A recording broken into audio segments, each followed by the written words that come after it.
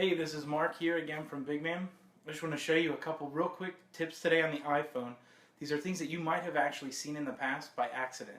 So I'm going to show you now how to purposefully bring them up, and how if it happens again, maybe later in the future, you'll be able to recognize what they are and at least know why they're there, and maybe even turn them off if you want. So the first one, I'm going to start here on the home screen. Alright, so this is my home screen.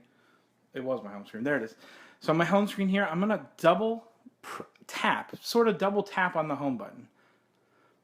Yeah, so in a double tap, you can see here, you can scroll through the available apps. You can swipe up if you want to force quit them. I think everyone kind of is aware of that trick.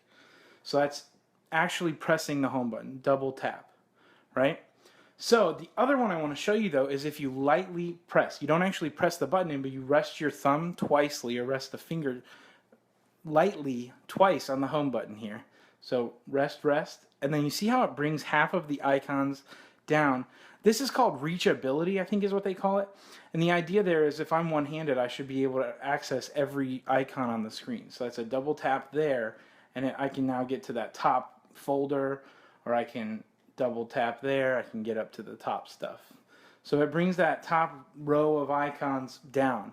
And so again, to do that, you rest your finger on the home button twice quickly. So that brings that down. So you've seen that maybe in other places. It comes up in lots of apps. So like here, if I bring up my Notes app here and do it, same thing. It just brings everything on the screen down about halfway so that you can access it. So that's reachability, and that's lightly tapping on the home button twice. Now the other one I show you is if you're here on the lock screen. This is my lock screen, and if you double press the home button here, you're actually going to bring up Apple Pay. So I've enrolled my Visa card to work with Apple Pay.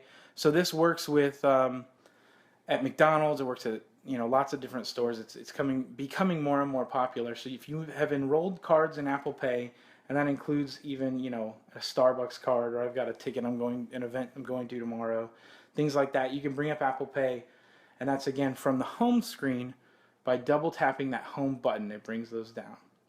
So as always, you can just use your thumb or any finger to access the home screen, and then double tap lightly to bring down reachability, double tap hard to bring over the most recently accessed apps, and that's all there is. Those are the couple just brief tips I wanted to show you about your home screen on your iPhone. Have a good one.